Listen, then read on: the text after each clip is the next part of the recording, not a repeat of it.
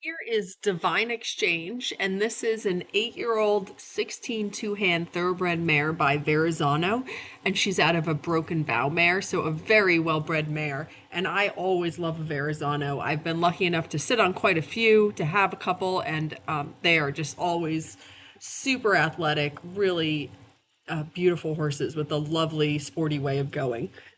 So Divine Exchange has been here for about a week now, I think, maybe a little bit over. And this is her fifth or sixth post track ride, and it's her first ride out in the field. And so yesterday we were all in hibernation because it was so cold and so windy. It was actually also really cold and windy on Monday, 2 days ago. And I actually rode her on Monday. She was the only horse I sat on, and she was fantastic. I rode her by myself. She stood great at the mounting block. She totally ignored the wind and all the crazy weather happening, and was totally workmanlike as she always is. So I think pretty highly of her. She has a really fantastic brain. She's 8, she ran 46 times. So she just understands and appreciates having a job. She's extremely professional. She's not spooky. She's not looking for any way to get out of work. She's just very happy to do her job, and super professional horse, and I always appreciate that. It's really why I tend to really love the older ones, because they do tend to be that way. So anyway, she last ran on October 12th, so just about exactly a month ago, and she made $140,000 at the track. So she kind of made that money the hard way over 46 starts. So just super tough knocking, made of steel type of mare.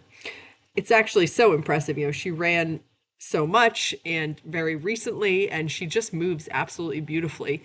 And she came with her feet were pretty overgrown, shoes falling off, that sort of thing. And so we had to do a bunch of work to her feet to get them looking proper again, which they do now.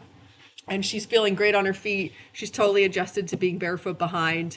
Just a super sound horse.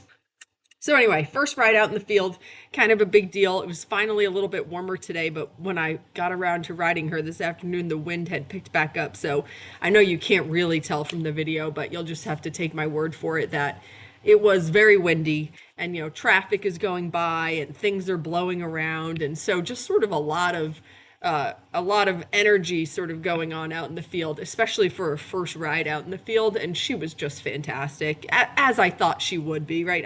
I wouldn't be doing this today with this horse if I didn't absolutely think she could handle it, and she was brilliant.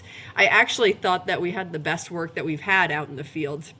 If anything, maybe the being out in the field gave her just a little bit more pep in her step, or just a tad more adrenaline. But I thought she moved beautifully. I thought that for the most part, she seemed extremely consistent in the contact. I got pretty good flexion both ways. She always wants to bend to the left. That's her easier way. So here you can see we've just started tracking to the right. We're going to have a little discussion here about sort of getting around my inside leg here and finding this right flexion. And so we have this little conversation here that lasts, I don't know, 10 or 15 seconds.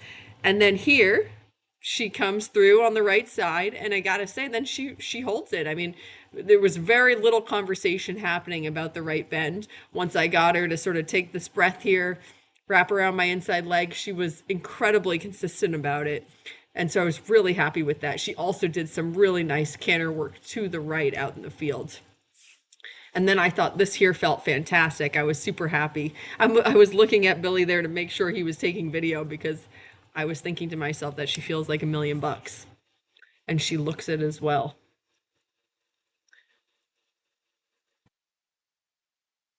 She was super about ignoring the traffic. And she is just so gorgeous. She has just a beautiful movement, makes a gorgeous shape in the bridle. So we did our trot work, took a little walk break, and then we started doing some canter work. So the thing with her in the canter is there's some tension in her canter transitions. Obviously she's 8, she ran a bunch. I have no idea what her history, her past experiences are like in her canter transitions. She doesn't do anything bad at all, but she just gets a little tense. She gets a little on the muscle in the canter transitions. And then it takes me, a 20-meter circle or however long, sort of get her to take that breath and relax into it. And then she does beautiful work in the canter. So, as I always love to, I love to use my logs and my poles to help horses understand the canter transition. And actually, that couldn't have gone more brilliantly. She, first of all, she's just so good about being happy to plop over whatever I point her at. But she does a cute little jump over her log, lands on her left lead, and then I didn't have any of that tension that I normally have when I ask her to just pick up the canter without the help of a log or whatever it be. So actually, that went great. I was so happy with her transition over the log. So, obviously you're not going to do it like that forever, but as she gets more comfortable picking up the canter over poles or logs or whatever it is, then you start incorporating some transitions, sometimes not using those aids and or those helpers, whatever it is, to help you get the transition. And slowly over time they just figure it out. And she's such a smart mare, and she wants to do the right thing. And then I thought she just gave me some lovely canter work out here in the field. She comes so nicely over her top line in the canter work. She actually really takes quite a bit of leg in the canter, and she's so good about using her back and letting you use your seat as an aid for a horse who's so soon off the track and a little bit older. She really is. She just very naturally wants to do the right thing in her way of going and how she's ridden. So anyway, that was brilliant to the left. That's her easier way. So of course we went that way first. Use the log to also get the right transition, the right canter depart. And again, it worked very well. I would say maybe if I had to pick at it, I thought in the left canter transition, there was basically no on the muscle, no tension in the transition. Maybe we had one or two steps after we landed on the right lead where I had her just a little bit on the muscle, but so much better. And then here, this is brilliant. I'm so happy with this. In the right canter is definitely sort of her hardest thing. The right in general, it's not quite as natural for her to flex and bend right at the moment. She will get it, and she's getting it. But so, of course, the canter is going to be the hardest part when you're going to the right.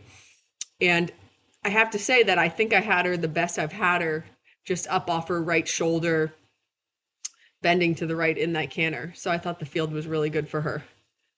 Now, she actually broke out of that last canter. I hadn't actually asked her to trot yet when she went to the trot up there at the top of the hill. So I thought, let me just take this opportunity. We're out here. She's being so good, to just try and school that right canter one more time. So I used a different log. And actually, I thought the transition this time, the second time, I thought it was better. I really didn't feel any anxiousness or any tension as we went over the log and landed in the canter, so that was great. And then this canter work down the road, this just felt like a cloud. This was brilliant. I was so happy as we were coming down this straightaway. She just felt so nicely around my inside leg, so steady and happy in the contact. So I thought that couldn't have been better. This is a great spot to end and let her be done. So what a super mare. I'm really just so in love with my red mares this year. And what I love so much about this horse, but she has these huge, intelligent, kind eyes, and she also has huge ears. And there is just something about a red mare with huge ears that I think is the cutest thing ever. And she just has this adorable expression. She's very sweet. She's a little bit of a mare in the sense that she doesn't want to be brushed hard. I don't think that unless she's itchy with bug bites or something in the summer, this is not a horse that's ever going to want you coming at them, with like a metal curry comb and a hard brush. I actually usually just use a cloth or a very soft brush if I want to dust her off. So she's a little bit thin-skinned. So, you're not going to want to attack her in the grooming sense. She's not going to love that. She can be a little bit grumpy when you put the girth on, but as is very typical of horses that are a little bit older and ran a bunch, I just go slow and put a peppermint in her mouth, and it's over in a second. She's totally fine. It's not a big deal. And 99.9% of the time, she is this sweet and lovely on the ground and always very well behaved.